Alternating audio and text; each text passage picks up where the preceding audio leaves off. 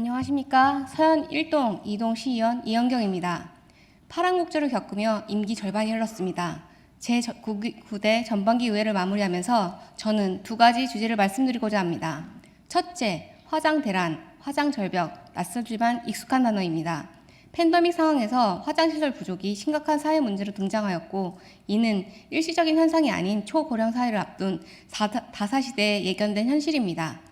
시신이 담긴 관이 도착하자마자 서둘러 화장을 진행하고 관망실에 유족이 미쳐 다 모이기 전에 화장로 문이 닫혀 고인의 마지막 모습을 보지 못했고, 유골함을 넘겨받은 유족은 슬픔을 추스릴 새도 없이 다음 화장소에 밀려 서둘러 장지로 이동하는 사례가 많았다고 합니다.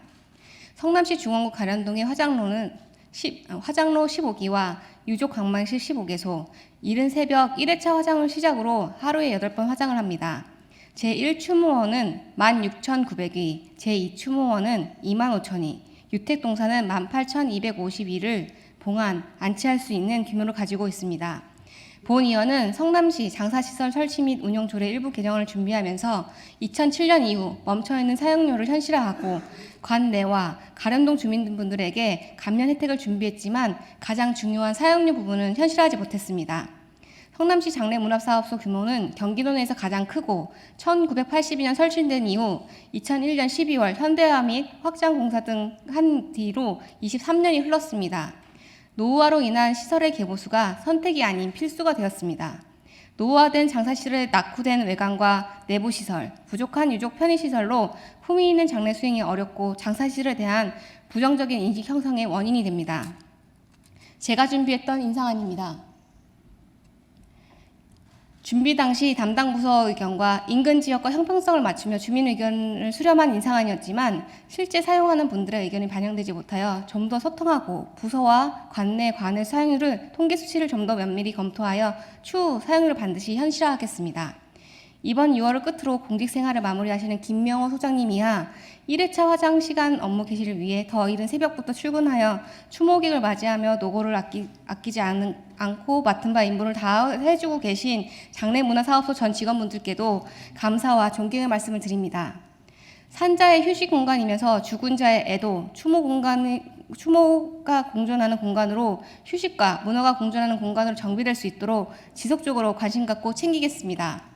두 번째로 미래도시로 발전시키기 위한 선도지구 계획입니다. 지난 5월 22일 국토교통부가 제시한 표준평가 기준안에 성남, 분당만의 특수성을 고려해야 할 필요성에 대해서 말씀드리겠습니다. 표준평가 기준 최우선안인 주민 동의율은 반드시 변별력 확보가 보장되어야 합니다. 단지의 규모와 참여율 대비 높은 동의율이라도 참여율이 낮다면 그 결과는 신뢰성이 떨어집니다. 대규모 단지는 소규모 단지와는 다른 특성을 가지고 있기 때문에 특수한 상황과 영향을 반영한 보정 계수를 적용해야 합니다. 세대당 주차 대수 평가 기준 배점은 조정이 필요합니다. 지역 특성상 도시 외곽 지역으로 출퇴근 등 세대당 차량 보유율 증가는 주차 공간 확보와 교통 관리에 있어 중요한 고려사항이지만 30여 년 전 환경에 맞춰 만들어진 세대당 주차 대수 기준보다는 차량 보유 여부와 관계없이 주거 환경의 질을 종합적으로 평가할 수 있는 기준도 필요합니다. 정비사업 추진 파급 효과를 위해서는 참여주택단지와 참여세대가 적극 참여할 수 있는 정비 모델을 만들어야 합니다. 정비사업에 참여하는 단지와 세대수가 많을수록 그 파급 효과는 경제적, 사회적, 환경적 측면에서 긍정적인 결과를 기대할 수 있습니다. 세대가 많은 대규모 개발을 할 경우 토지를 효율적으로 활용할 수 있어 공원, 녹지, 주차공간 등 공공시설을 더 넓고 체계적으로 배치할 수 있으며 교통 인프라를 체계적으로 개선하고 주거, 상업, 교육, 의료 등 다양한 기능을 한 곳으로 집약시켜 시민들의 생활 편의성을 크게 향상시킵니다. 또한 개발 과정을 통해 많은 일자리가 창출되고 완공 후에도 다양한 서비스와 상업활동으로 추가적인 고용 기회가 생깁니다. 신상진 시장님께 간곡히 부탁드립니다. 선도지구 선정은 이제 시작입니다. 성남시는 표준평가 기준 마련부터 거쳐야 할 단계가 많습니다. 사업의 투명성 강화와 각 사업의 단계별로 갈등이 발생할 경우 신속히 파악하여 사업 지연 예방과 주민 의견을 적극 수렴해 주시길 부탁드립니다.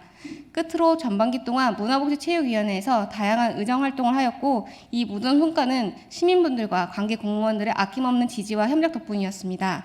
후반기에도 여러분의 목소리에 귀 기울이며 함께 만들어가는 성남시를 위해 언제나 시민과 함께하는 이영경이 되겠습니다. 경청해 주셔서 감사합니다.